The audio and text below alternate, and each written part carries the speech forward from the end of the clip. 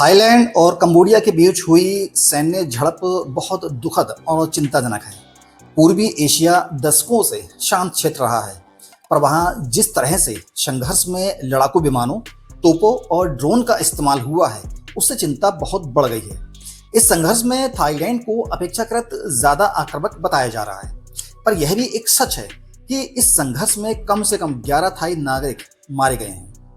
दोनों पड़ोसी देशों के बीच मामूली सा सीमा विवाद है, लेकिन ना सुलझने की वजह से दोनों के बीच सैन्य टकराव की वजह बन गया। थाईलैंड ने कंबोडियाई सैनिकों के ठिकानों पर हवाई हमले किए हैं, जबकि कंबोडिया ने रॉकेट और तोपों से गोले दागे हैं। दोनों देशों की सीमा पर तनाव काफी बढ़ गया है।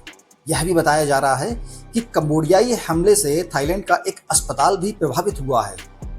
यहाँ यह ध्यान देने की बात है कि शुरुआती रूप से संघर्ष को लेकर थाईलैंड की ओर से प्रतिक्रियाएं ज्यादा आ रही हैं तथा संघर्ष की सूचनाओं के प्रति सावधानी बरतने की जरूरत है। दोनों देशों को सावधान रहना होगा, क्योंकि अस्पताल और पेट्रोल पंप इत्यादि को निशाना बनाने से गंभीर परिणाम हो सकते हैं। ध्यान रहे, थाईलैंड में जो जनहानि हुई है वह पेट्रोल पंप को निशाना बनाए जाने से हुई है।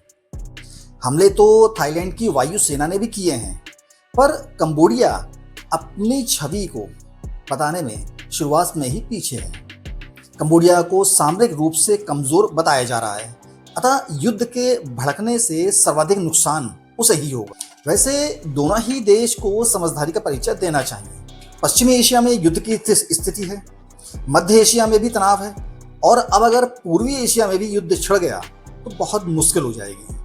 पूर्वी एशिया में अपने स्थायी शांति की वजह से ही आर्थिक रूप से बहुत तरक्की की है। अब अगर अशांति फैलती है तो इससे पूरे एशिया पर असर पड़ेगा। जो भी नेता इस संघर्ष को भड़काने का इरादा रखते हैं, दरअसल वह अपने लोगों को नहीं बल्कि पूरे एशिया को परेशानी में डाल रहे हैं। पूर्वी एशिया के अन्य देशों के साथ ही भारत को संघर्ष रोकने के प्रयास करने चाहिए। कंबोडिया और थाईलैंड दोनों ही एमरल्ड ट्रायंगल नामक क्षेत्र को लेकर विवाद में उलझे हैं। ध्यान रहे, दोनों देशों के बीच सीमा विवाद को लेकर पहले भी तीखी व हिंसक झड़पें हुई हैं। कुछ लोगों की जानें भी गई हैं, पर इस बार जो झड़प हुई है उसे बहुत गंभीरता से लेना होगा। दुनिया में पहले ही बहुत युद्ध चल रहे हैं जो रोके नहीं रुक रहे हैं। ऐसे में एक और युद्ध का छिड़ना खतरनाक होगा। थाईलैंड और कंबोडिया दोनों से ही भारत के अच्छे संबंध रहे हैं तथा इस विवाद को जल्दी सुलझाने में भारत की भूमिका भी हो सकती है। कंबोडिया या थाईलैंड को सावधान रहना होगा, क्योंकि इस मोड़ पर उन्हें युद्ध के लिए बहकाने वाले बहुत मिलेंगे। हम आसानी से देख पा रहे हैं कि रूस व यूक्रेन के बीच या फिलिस्तीन व इजराइल के बीच संघर्ष जो है वो थमने का नाम नहीं ले रहा है। ईरान को लेकर भी बहुत ज्यादा तनाव है।